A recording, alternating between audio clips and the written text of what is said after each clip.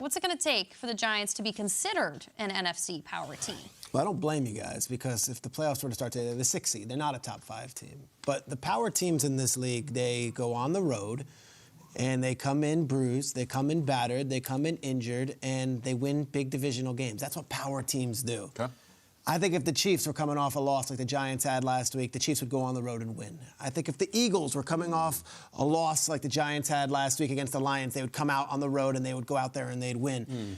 I think the Bills coming up, they would go out there and Bills went through the snow and they beat Cleveland. Let's go, let's win. They won. I don't know if the Giants can have it. I just don't know if they have it. And I feel like a lot of Giants fans are looking at these next few games on the schedule, and they're like, the season is still very much salvageable. These are division opponents. Clean last week out of our brain and go and take care of business. You beat the Cowboys, you host the Commanders, you win those 2 games, you're right back in it and you're one of those power teams. You host the Eagles, and then you travel to the Commanders, who are having a heck of a run right now and are not to be overlooked. This is it right here. You want to be a power team? Play power football. Go win. I don't know anyone who's giving them a shot tomorrow. They're injured. They're coming off this terrible loss. Jones threw 2 interceptions. It looked like Jones came down to earth a little bit. But don't forget, they had won a lot of close games going into last week's loss to the Lions. And they know what's at stake. They know what the deal is. They've already been embarrassed once by the Cowboys at home on a Monday Night Football game, where they pleaded for the entire fan base to break out their white outfits, and they lost. And that was the Joe Judge whiteout, right? No, it was there. It was a Brian Dable whiteout. It was this year. We did that Monday Night Football. Everyone wear white. Yeah. Everyone wear white. And that felt like a year ago. It looked like they were wearing another color afterwards. I will just say that the Giants, if they're a power team, they win this game. If they're not, it's still okay. Like, you could still figure things out. You're just not a power team. And you're not going to be ranked in the top 5 because you don't belong in the top 5. A lot of Giants fans that I'm friends with are talking 42-10 Cowboys win this week. Really? 35-0. It feels like that. There's a sense that the balloon burst last week. Yeah. Maybe for both New York teams. Like, we don't know, but certainly the Giants. The crowd was there. It was a Thanksgiving weekend. It was everyone has no work on Monday. You got the Lions in town, and they got the doors blown off them. How do you respond? I don't have a ton of faith. I'm not picking them. I think the Cowboys win. However, it doesn't matter what I think. It's what the Giants do and what they believe in that building. They have a chance to erase a lot of doubt from people. Kyle asked a really good question once we had our teams on the whiteboards, which was, do any of these NFC teams rank in just the league right now, the top 5? Because the AFC is just playing out of their minds right now. When I thought about, like, the definition of a power team, I went your direction first, Peter. I was like, oh, you just have to win at this point of the season. Like, you just have to stack games. But to me, it's a power team is one that you don't want to face for a full 60 minutes. And to me, that's the Chiefs, that's the Bills, that's the Eagles. And those are kind of my only 3 right now. Can Brian Dable get this Giants team playing where you are a nightmare down the stretch? Like, a game that you would wish it had just ended after 3 quarters of football. To me, that's a power team. And unless Dable can get this team right, and at this point with the Giants, we all know this, frankly, about both teams here in New York City, it's not just about this season anymore. It's building on a season that we kind of least expected out of both the Giants and the Jets. But for the Giants in particular, how do you become a power team in the NFC is becoming so powerful that you are relentless in the 4th quarter. Is that quarterback the guy that's going to be relentless for you? Saquon Barkley feels relentless right now, but you have to build a roster and an organization. Frankly, I think Brian Dable is a relentless coach, but does he have the guys that you don't want to face at the 2-minute warning where you're coming out of the TV timeout, you're like, oh, good God, the Giants coming out of a TV is the worst Giants team you want to face. That, I think, is what makes a team powerful. Yeah, and I think there's a sense just overall with the Giants that they've been overachieving, and when you overachieve, it catches up with you. Also in the NFC, some weird stuff's going to happen in the next 6-7 weeks. I think some teams are going to come running. I think some teams are going to fade. When we did our top 5 in the NFC, I had the Commanders in my top 5. I liked the Commanders a lot. But your definition, Peter, was you got to go on the road and you got to make up for bad. The elephant in the room is them versus Dak Prescott. I mean, it is miserable. You got to take care of business, your own division. Look at Dak's last 9 starts against the Giants. It's blistering. It's embarrassing. It is a walloping. Any word you want. 9-0, huge point differential, 13. Now, they beat Dallas earlier this year, but that was the Cooper Rush experience. It's a different deal. Like, it's not Dak.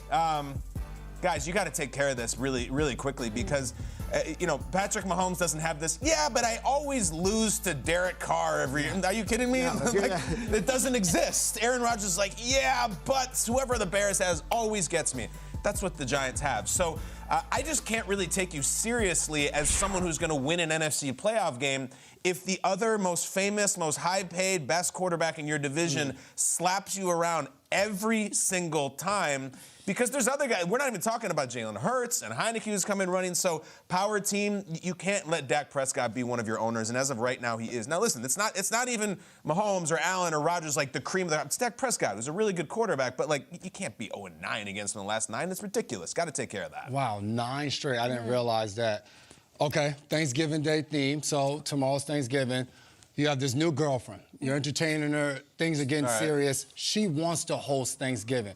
You're extremely nervous because your mom is judgmental. Grandma has no filter. You don't have a lot of faith going into this thing, but she wants to do it. You're like, let's go for it. You know her cooking's not as good as mom's. Family's going to hate it. Yeah. Thursday comes, Thanksgiving's here. She's a hit. Mom loves her. Grandma's fired up. Okay. Hey, baby, when you going to marry this woman? Everybody is fired up about her.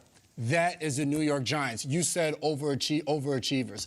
Going into this season, Giants fans weren't like, this is our year. We're going to make the playoffs. We're going to make a run. To me, a Power 5 team in the NFC is teams we're talking about as Super Bowl contenders. Hey, by the end of the season, we think they're going to be playing in late January, competing for a chance to be in the Super Bowl. I don't have the Giants there, but that's okay. Coming into this season, it was just like, all right, Dable's just getting there. Let's see if they can start to get things going in the right direction. I've been on many teams where you get a new head coach, a new general manager, and it's so hard to get players and people within the organization to buy in because the thing you need to do that are winning football games. Matt Rule sat in this chair yesterday, and he said, hey, if I had to do it all over again, you need to win early as a head coach.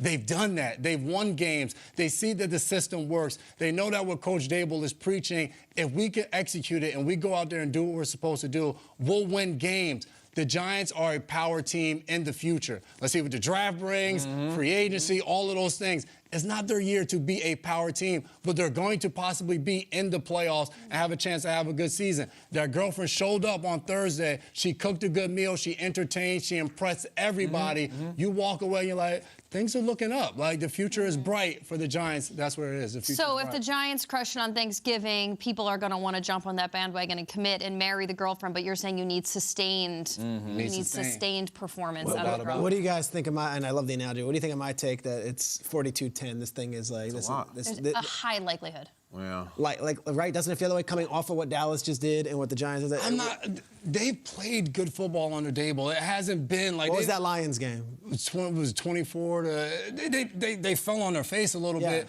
but it wasn't 42 to. And I know the Lions obviously aren't the Cowboys, so it's just like they've played well enough to be in games each and every week.